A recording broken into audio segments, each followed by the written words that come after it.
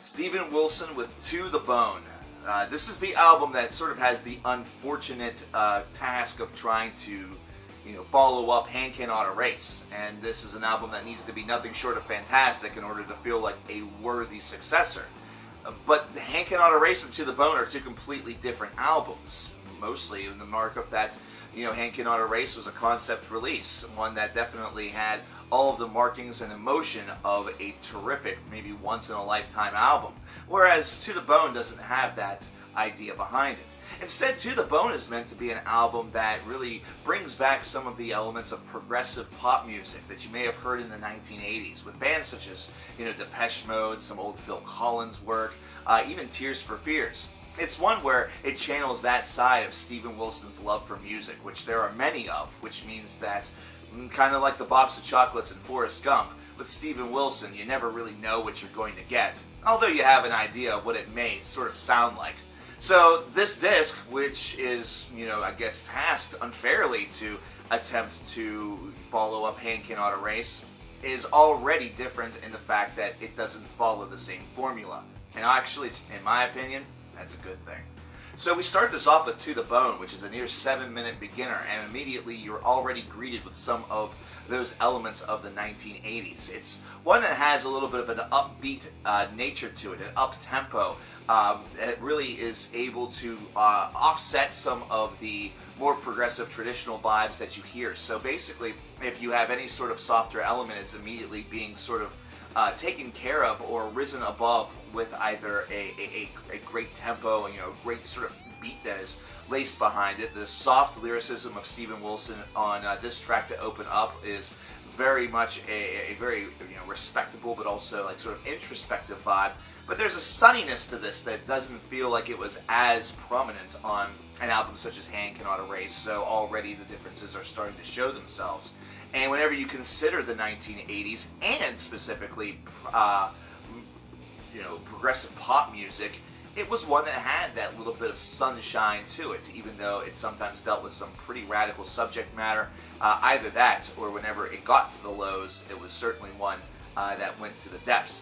So Nowhere Now is able to give this idea a secondary piece of charm, and I love the fact that these two tracks start off in this way, where you do see some of the softer moments immediately sort of rising up and gaining a little bit of traction as the song progresses. It gives it a lot of sort of oomph behind what you are hearing.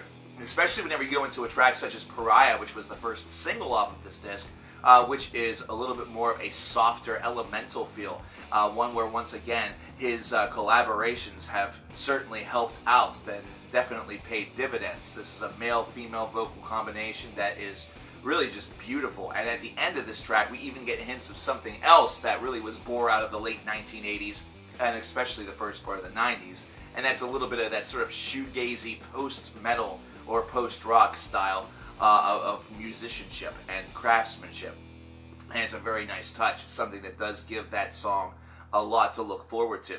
But as you move on to the same Asylum as Before, Refuge, and Permeating, then you start to see how the styles start to break down a little bit. How on one hand you may have one that feels a little bit more reflective, introspective, and have that progressive sort of element laced surrounding it, whereas others will have a lot more of almost like a funk infused with it to go along with the prog pop. And what that shows is variety, and that variety is something that is a charm of this album and actually gives it a really strong sense of unpredictability. And it's the good kind of unpredictability where you sort of wonder what's going to happen next with excitement as opposed to with dread. This is a disc that at least really piques the imagination and makes you wonder and very curious about how the next song is going to end up sounding.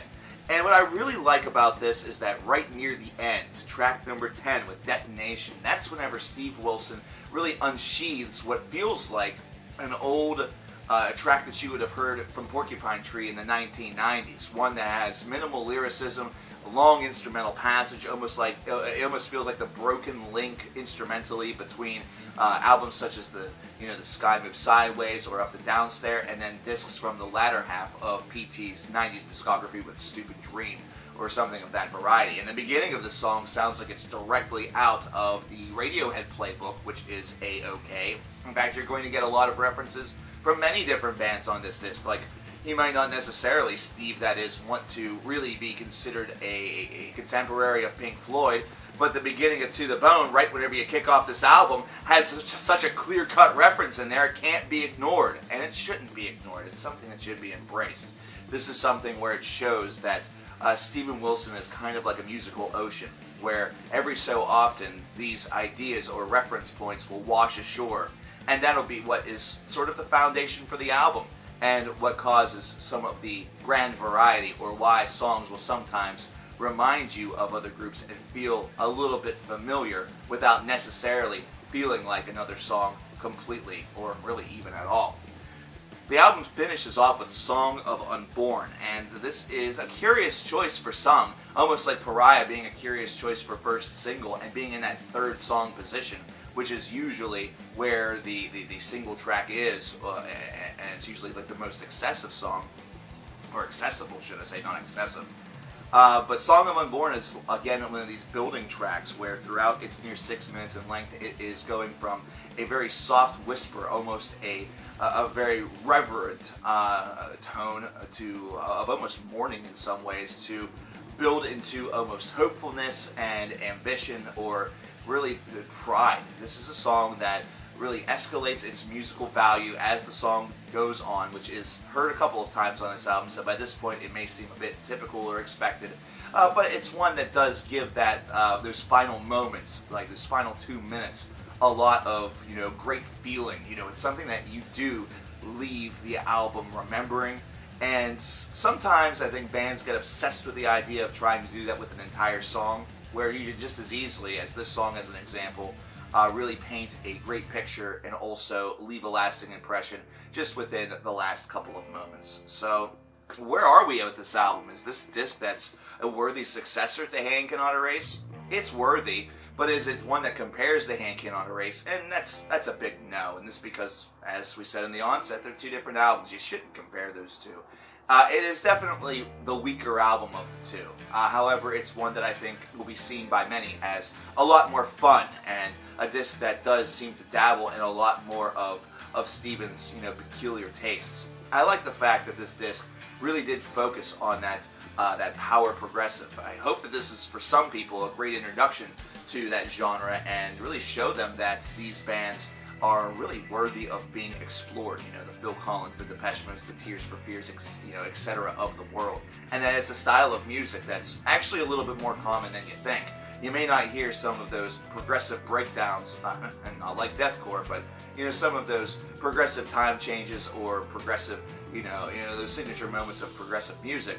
However, the prog pop idea of sort of taking things and bending them a little bit is even present in a band such as Foster the People, with a song like Pay the Man, where it really breaks down quite a bit and creates a very odd sounding or odd timed chorus that, for some strange reason, works for one and gets stuck in your head.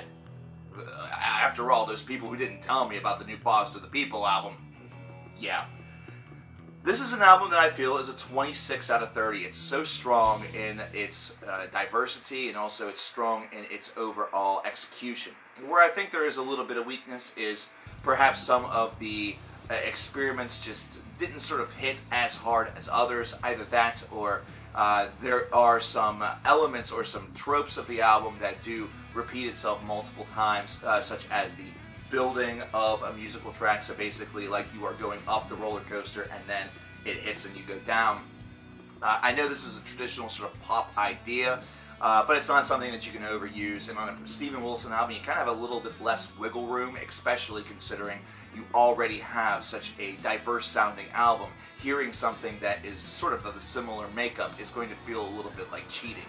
But aside from that, terrific disc, one that I would certainly recommend. Steven Wilson continues to deliver, and I think Steven Wilson is an artist that could easily be a bridge gap for a lot of people into some other styles of music. He's definitely diverse enough. I want to know what you guys think, though. What do you think about To the Bone by Steven Wilson? Let me know in the comments below, and hopefully you guys are able to hang out with us. We're doing a Slay Cancer Streamathon all this month, and beyond. There's going to be 31 separate streams, and it's all to really benefit the Stand Up and Shout Cancer Fund. That's Ronnie James Dio's Cancer Foundation.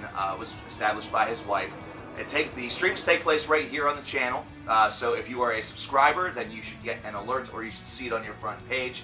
I hope that you come out. We have a lot of great incentives that can be, if we reach the needed amount for them, we're going to get some great prizes given away and stuff like that, and it's all for a great cause. So come on out, hang out, talk about music, talk about Steve Wilson, hell man, just talk about life and join us, and let's do some great things for a great charity along the way. I'm Cover Killer Nation. I'll talk to you guys next time. Have a good one.